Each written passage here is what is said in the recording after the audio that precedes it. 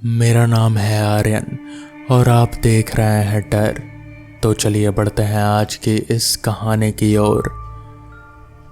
रात के 11:15 हो रहे थे।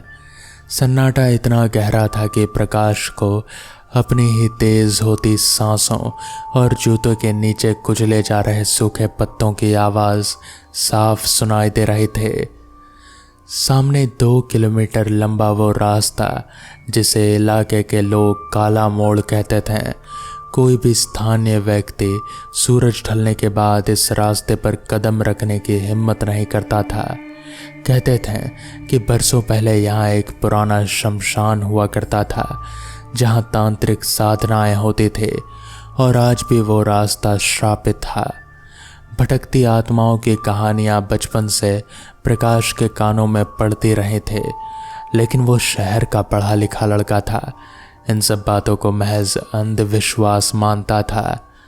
लेकिन इस वक्त उसका सारा ध्यान भूत प्रेत पर नहीं बल्कि अपने बाइक और छोटे भाई पर टिका हुआ था। प्रकाश गुस्से से उबल रहा था। शहर में ऑफिस के किसी बेहद ज़रूरी काम में देर हो गए थे। जब वो वापस लौटने लगा तो रास्ते के बीचों बीच उसकी बाइक का इंजन हिचकोले लेकर बंद हो गया। टंकी खाली तो पता चला कि वो पूरी तरह से सूखी पड़ी थी। उसके छोटे भाई ने दिन भर दोस्तों के साथ बाइक दौड़ाए थे और पेट्रोल खत्म होते ही प्रकाश की बात को बताना भूल गया था।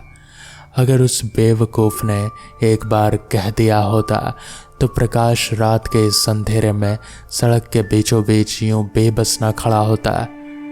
घर पहुंच लूं आज, फिर बताता हूं इसे, प्रकाश ने दांत पीसते हुए कहा और भारी भरकम बाइक को हैंडल से पकड़कर आगे ढकेलना शुरू किया। रात के दोनों तरफ घने थे। पुराने बरगद और पीपल के पेड़ तने खड़े थे।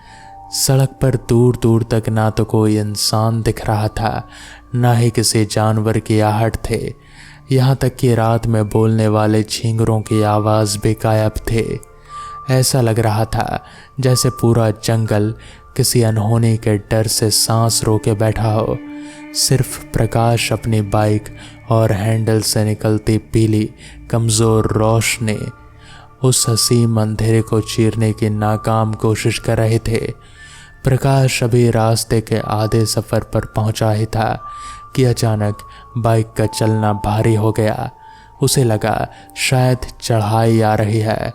उसे अपनी पूरी ताकत लगाकर बाइक को आगे ढकेला, लेकिन बाइक टस से मस नहीं हो रही थी। उसे समझ नहीं आ रहा था कि ये सब हो क्या रहा है। ऐसा महसूस हो रहा था जैसे किसी ने बाइक को पीछे से कसकर दबा दिया हो। क्या मुसीबत है यार, टायर पंचर हो गया क्या? प्रकाश ने चिढ़कर बड़बड़ाते हुए कहा। उसने बाइक को स्टैंड पर खड़ा करने की कोशिश की, लेकिन हैंडल आगे झुक ही नहीं रहा था। कुछ था जो बाइक को पीछे की तरफ खींच रहा था। तभी उसके कानों में एक अजीब सी आवाज़ पड़ी, जैसे सूखे चमड़े को कोई खींच रहा हो। साथ ही हवा में एक अजीब सी सड़ांध फैल गई, जैसे बरसों पुराने लाश पानी में कोई गल रही हो। प्रकाश का दिल अचानक तेज तेज धड़कने लगा। रीढ़ की हड्डी में एक ठंडी सिहरन दौड़ गई। उसने थूक निकला और बाइक के ग्रिप को कसकर पकड़ लिया। कौन है? प्रकाश ने कांपती आवाज़ में पूछा। कोई जवाब नहीं आया। उसने अपने डर पर काबू पाने की कोशिश की और खुद को समझाया कि ये सब बस उसका वहम है। उसने एक बार फिर पूरी ताकत लगाकर बाइक को आगे खींचा, लेकिन इस बार बाइक 1 इंच भी आगे नहीं हिली। उसने बाइक धीरे धीरे पीछे की तरफ खिसकाने लगी। प्रकाश का धीरज जवाब दे गया। उसने धीरे से अपना सिर घुमाया और जो उसने देखा उस दृश्य ने उसके जिस्म का पूरा खून जमा दिया। सड़क के ठीक किनारे खड़े एक विशालकाय पुराने बरगद के पेड़ की सबसे ऊंची और काली डाल पर एक भयानक आकृति बैठे थे। वो एक पिशाच था। उसकी चमड़े राख की तरह भूरी और फटी हुई थी आंखें कोयले की तरह लाल धधक रहे थे और मुंह से काले रंग का गाढ़ा खून टपक रहा था। लेकिन सबसे भयावह चीज थे उसके हाथ। पेड़ की उस ऊंची डाल से उस पिशाच के दोनों हाथ किसी रबर की तरह नीचे की तरफ खींचते चले आ रहे थे। लगभग 20 फीट लंबे, काले, झुर्रीदार और नुकीले नाखूनों वाले हाथों ने प्रकाश की बाइक के पिछले हिस्से को कसकर जकड़ रखा था। प्रकाश की चीख उसके गले में ही घुट कर रह गई। उसके हाथ पांव कांपने लगे। जिस अंधविश्वास का वो पूरी जिंदगी मजाक उड़ाते आया था, आज वो खौफनाक हकीकत बनकर ठीक उसके सामने खड़ा था।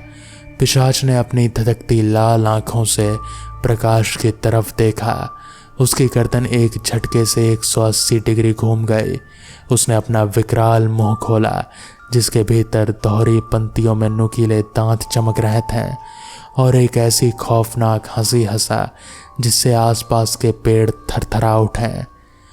आज कई सालों के बाद कोई इस रास्ते पर आया है।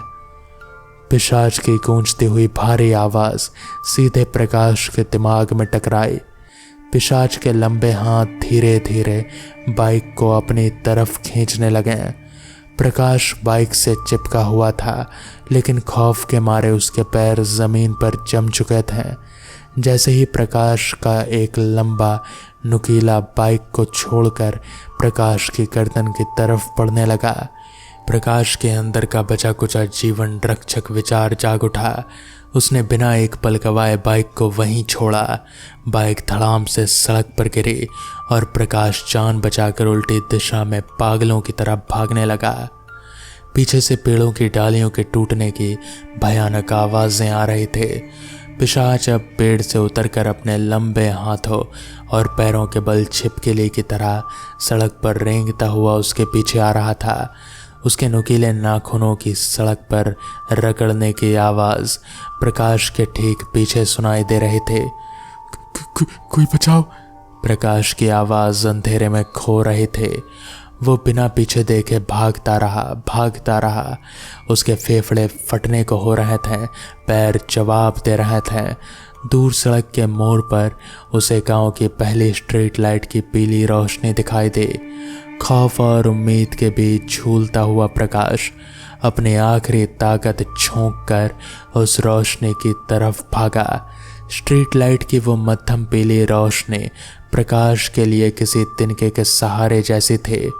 उसके कदम जमीन को चीरते हुए आगे बढ़ रहे थे, लेकिन पीछे से आती खुर की आवाज अब उसके बिल्कुल कानों के पास पहुंच चुके थे। हवा में गलते हुए मांस की वो सड़ांध इतनी तेज हो गए थे कि प्रकाश का जी मचलने लगा था। उसे समझ नहीं आ रहा था कि हो क्या रहा है। जैसे ही उसने स्ट्रीट लाइट के खंबे को छुआ, उसे लगा कि वो बच गया। उसने हांफते हुए पीछे मुड़कर देखा। सड़क पर दूर दूर तक सिवाय सन्नाटे के कुछ नहीं था। पिशाच गायब हो चुका था। प्रकाश घुटनों के बल सड़क पर बैठ गया। उसकी छाती धौंकने की तरह चल रही थे। पसीना माथे से टपक रहा था, आंखों में जा रहा था। उसने एक राहत की सांस ली और अपने कांपते हाथों से मुंह पोंछा। मैं बच गया भगवान, मैं बच गया, वो खुद से फुसफुसाया। लेकिन तभी उसके ठीक ऊपर लगी स्ट्रीट लाइट अचानक भड़बड़ाकर बुझ गई। पूरा इलाका इस बार फिर गहरे स्याह अंधेरे में डूब गया। अगले ही पल प्रकाश के मोबाइल की घंटी घनाघन उठे। सन्नाटे में इस आवाज के उसके रोंगटे खड़े कर दिए। जेब से फोन निकालते वक्त उसके हाथ इतने कांप रहे थे कि फोन 2 बार हाथ से फिसलते फिसलते स्क्रीन पर उसके छोटे भाई अमन का नाम चमक रहा था। प्रकाश ने रोते हुए कॉल रिसीव किया। अमन, तू ठीक है ना? मैं काला मोड़ में फंस गया हूँ, यहाँ कुछ बहुत भयानक है भैया। दूसरी तरफ से अमन की रोती हुई थर्राती आवाज आई। भैया आप कहाँ हो? मुझे बहुत डर लग रहा है। मम्मी पापा आज मौसी के घर गए, मैं घर में अकेला हूँ। बाहर दरवाजे पर कोई बहुत तेज तेज दस्तक दे रहा है। प्रकाश का खून जम गया। क्या? अमन तू अंदर से दरवाजा बंद रख, किसी भी हाल में खोलना मत, मैं बस पहुंच रहा हूँ। भैया भैया, वो आपकी बाइक की आवाज़ है। अमन ने सिसकते हुए कहा। बाहर आपकी बाइक आकर रुकी है और कोई खिड़की पर कुंडी खटखटा रहा है, कह रहा है कि प्रकाश बाइक ले आया है, दरवाज़ा खोल। प्रकाश की रूह कांप गई। उसकी बाइक 2 किलोमीटर पीछे उस श्रापित बरगद के पेड़ के पीछे नीचे ही छूट गए थे। तो फिर अमन के घर के बाहर कौन खड़ा था? अमन, मेरी बात ध्यान से सुन, वो मैं नहीं हूँ, दरवाज़ा मत खोलना, मैं भाग कर आ रहा हूँ, बस 5 मिनट। इससे पहले कि प्रकाश अपनी बात पूरी करता, फ़ोन के उस पार से एक ऐसी आवाज़ आई जिसने प्रकाश के होश उड़ा दिए। फ़ोन पर अमन की सिसकियों के पीछे से वही खौफनाक, भारी और गूंजती हुई हंसी सुनाई दी। फिर अमन की एक रूह कपा देने वाली चीख गूंजी और साथ ही हड्डियों के टूटने की, कड़कड़ाहट और मांस के फटने की विभत्स आवाज़ फ़ोन के स्पीकर से साफ सुनाई देने लगी। भैया बचाओ, ये मेरी गर्दन। अमन की आवाज़ घुटने लगी और फिर फ़ोन कट गया। अमन अमन, प्रकाश पागलों की तरह चीखा। उसके पैरों तले ज़मीन खिसक चुकी थी। वो भाई के प्रति गुस्से में जल रहा था, लेकिन इस वक्त वही भाई उसकी ज़िंदगी था। पिशाच उसे नहीं बल्कि उसकी अनुपस्थिति का फ़ायदा उठाकर उसके घर पहुंच चुका था, या फिर पिशाच का दायरा पूरे इलाके में फैला हुआ था। प्रकाश सब कुछ भूलकर अपने घर की तरफ पागलों की तरह भागा। उसके दिमाग में सिर्फ अपने भाई का चेहरा घूम रहा था। उसने मन ही मन खुद को कोसा कि काश उसने पेट्रोल खत्म होने पर अमन पर गुस्सा ना किया होता। काश वो वही समय पर घर लौट आया होता। आंखों से बहते आंसू और धुंधलाते मंजर के बीच वो भागता रहा। 10 मिनट बाद जब वो अपने गांव के किनारे स्थित अपने घर के सामने पहुंचा तो घर का मेन दरवाज़ा खुला हुआ था। अंदर पसरा सन्नाटा किसी शमशान से भी ज़्यादा खौफनाक था। प्रकाश का पूरा शरीर कांप रहा था। तो दोस्तों, आज की इस वीडियो में बस इतना ही। आगे की कहानी अगर जाननी है तो फिर देखें इस कहानी का दूसरा भाग कल रात ठीक 8:30 बजे इसी चैनल पर। तो मैं आपका दोस्त आर्यन जल्द ही मिलूँगा आपसे इसी कहानी के दूसरे भाग के साथ।